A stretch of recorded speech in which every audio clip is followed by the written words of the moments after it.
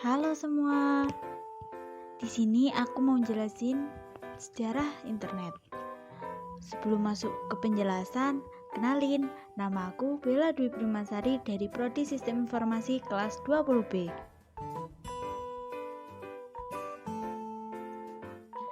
Secara harfiah, internet adalah kependekan dari Interconnected Networking. Ialah sistem global dari seluruh jaringan komputer yang saling terhubung menggunakan ISDR untuk melayani miliaran pengguna di seluruh dunia. Sejarah internet dimulai pada tahun 1969. Internet merupakan jaringan komputer yang dibentuk oleh Departemen Pertahanan Amerika Serikat melalui proyek ARPA yang disebut ARPANET, di mana mereka mendemonstrasikan bagaimana dengan hardware dan software komputer yang berbasis Unix yang merupakan cikal bakal Linux. Bisa melakukan komunikasi dalam jarak yang tidak terhingga melalui saluran telepon. Program riset ini dikenal dengan sebutan ARPANET. Kemudian pada tahun 1970 sudah lebih dari 10 komputer yang berhasil dihubungkan antar satu komputer dengan komputer yang lainnya. Keberhasilan menyambungkan antar komputer ini kemudian bisa membuat mereka berkomunikasi dan berbentuk sebuah jaringan. Tujuan awal dibangunnya proyek itu adalah untuk keperluan militer. Pada saat itu, Departemen Pertahanan Amerika Serikat membuat sistem jaringan komputer yang tersebar dengan menghubungkan komputer di daerah-daerah vital untuk mengatasi masalah bila terjadi serangan nuklir dan untuk menghindari terjadinya informasi terpusat, yang apabila terjadi perang dapat mudah dihancurkan. Pada mulanya, ARPANET hanya menghubungkan 4 situs saja, yaitu Stanford Research Institute, University of California, Santa Barbara, University of Utah, di mana mereka membentuk satu jaringan terpadu pada tahun 1969. Dan secara umum, ARPANET diperkenalkan pada bulan Oktober 1972. Tidak lama kemudian, proyek ini berkembang pesat di seluruh daerah dan semua universitas di negara tersebut ingin bergabung, sehingga membuat ARPANET kesulitan untuk mengatur dan memanajemennya. Oleh sebab itu, ARPANET dipecah menjadi dua, yaitu MILNET untuk keperluan militer dan ARPANET yang baru lebih kecil untuk keperluan non-militer.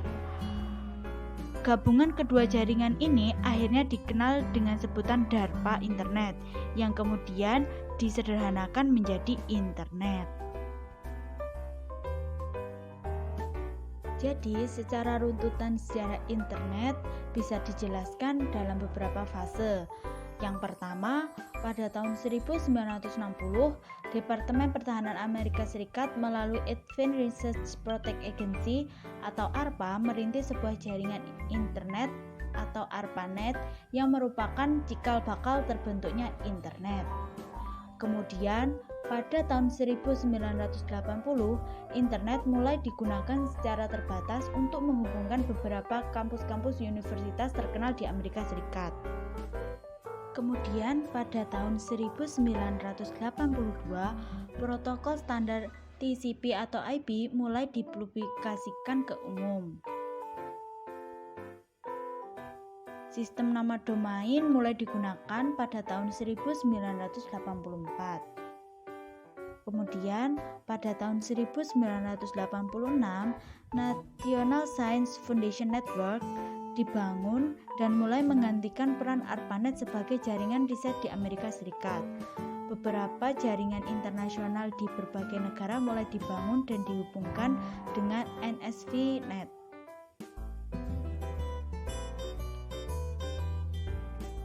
ARPANET sendiri kemudian dibubarkan pada tahun 1990.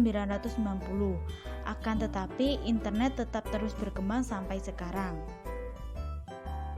Awalnya, informasi yang bisa didapatkan lewat internet hanyalah informasi berbasis teks.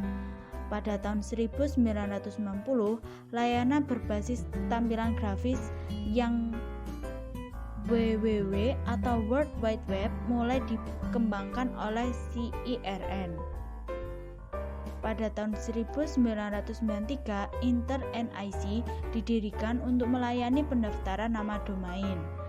Kemudian, pada tahun 1994, internet mulai digunakan di Indonesia.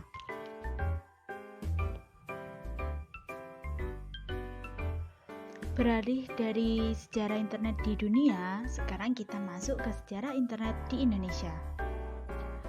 Pada awalnya, inspirasi tulisan-tulisan awal internet di Indonesia datang dari kegiatan di amatir radio khusus, yaitu di Amatir Radio Club atau ARC ITB pada tahun 1986.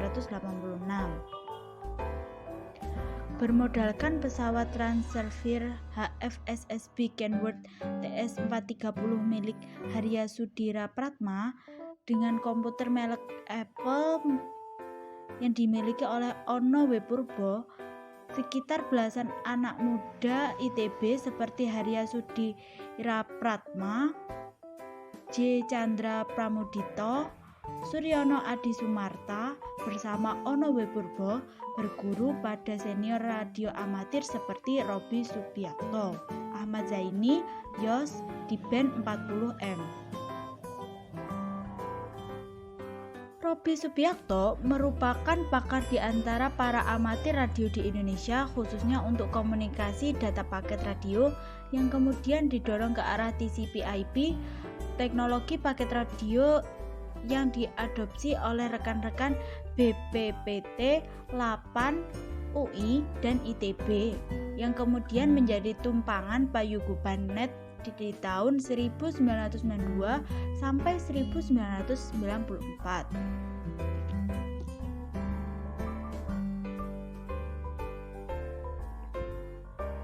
Robi Subiakto menjadi koordinator IP pertama dari AMPRNet, Amatir Paket Radio Network, yang di internet dikenal dengan nama domain ampr.org dengan alamat IP 44.132.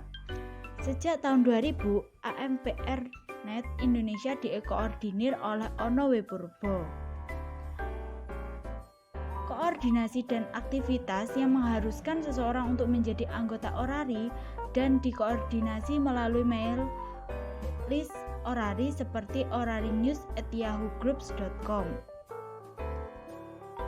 Kemudian di tahun 1986 sampai 1987 yang merupakan awal perkembangan jaringan paket radio di Indonesia, Robi Subiakto merupakan pionir di kalangan pelaku radio amatir Indonesia yang mengaitkan jaringan amatir Bulletin Board System atau BBS yang merupakan jaringan email store dan forward yang mengaitkan banyak server BBS amatir radio seluruh dunia agar email dapat berjalan dengan lancar. Penyedia internet di Indonesia pada era 1994. Internet Service Provider atau ISP atau penyedia internet yang pertama kali ada di Indonesia adalah IPTechNet yang secara resmi berdiri dan mulai beroperasi pada tahun 1994. Pada tahun yang sama, muncul pula PT Indol Internet atau Indonet yang dikomandai secara paruh waktu oleh Sanjaya. Indonet ialah penyedia internet komersial pertama di Indonesia yang mendapat lisensi dari PT Lintas Arta.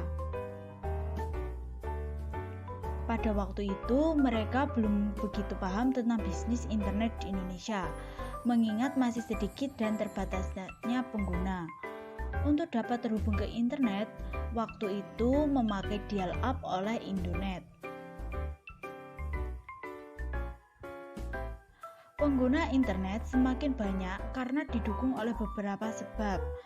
Yang pertama, internet merupakan sarana komunikasi paling murah. Yang kedua, di internet terdapat sumber informasi yang sangat luas. Yang ketiga, dengan adanya internet membuka tantangan baru untuk berusaha. Yang keempat, informasi yang ada di internet tanpa batas atau tanpa sensor. Dan yang terakhir, jangkauan informasi dan komunikasi di internet tanpa batas.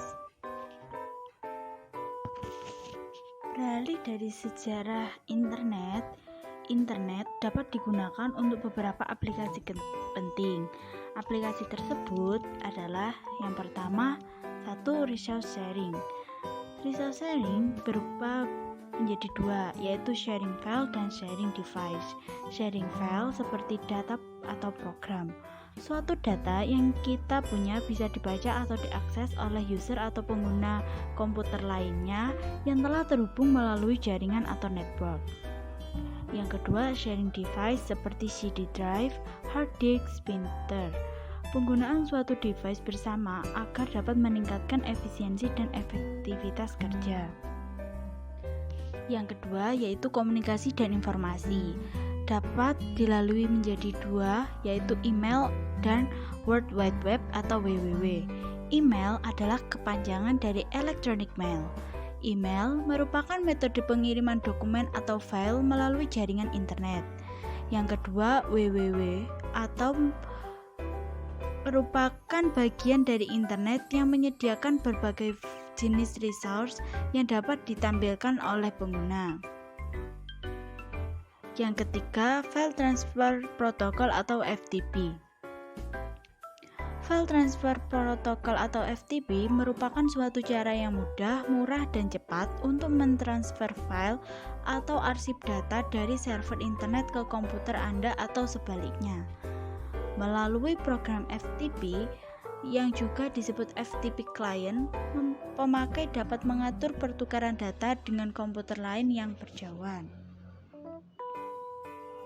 Kemudian terdapat chat. Chat adalah suatu fasilitas di mana kita dapat berkomunikasi dengan orang lain di manapun dia berada, baik satu orang ataupun banyak orang secara online, dan dapat dilalui secara real time atau pada saat itu juga. Chat ini mirip dengan telepon yang berfasilitas party line, namun kita hanya tinggal mengetikkan apa yang hendak kita bicarakan. Kemudian terdapat SMS, Short Message Service. Ialah fasilitas pengiriman pesan dari internet ke handphone. SMS ini tidak bisa dilakukan secara dua arah. Kemudian ada WAP, Wireless Application Protocol. Ialah fasilitas pengaksesan internet melalui handphone. WAP ini terbatas hanya untuk website tertentu yang menggunakan protokol yang sama, namun diramalkan protokol ini akan terus berkembang. Kemudian ada VoIP atau Voice over Internet Protocol. Ialah penggunaan telepon melalui internet. VoIP merupakan teknologi penggabungan antara suara dan data. Kemudian teleconference ialah seperti kita bertemu dengan orang lain atau bertatap muka, tetapi dipisahkan oleh jarak dan waktu. Teleconference ini merupakan teknologi penggabungan antara suara, data, dan juga gambar. Kemudian yang terakhir adalah mailing list, merupakan pengembangan dari email, di mana melalui mailing list kita dapat membentuk suatu grup tertentu dengan menggabungkan alamat-alamat email orang-orang yang akan bergabung ke dalam mailing list tersebut. Nah, itu tadi penjelasan singkat mengenai internet. Mungkin cukup sekian dari saya. Maaf bila ada salah kata, saya akhiri. Jumpa lagi di video selanjutnya. Wassalamualaikum warahmatullahi wabarakatuh.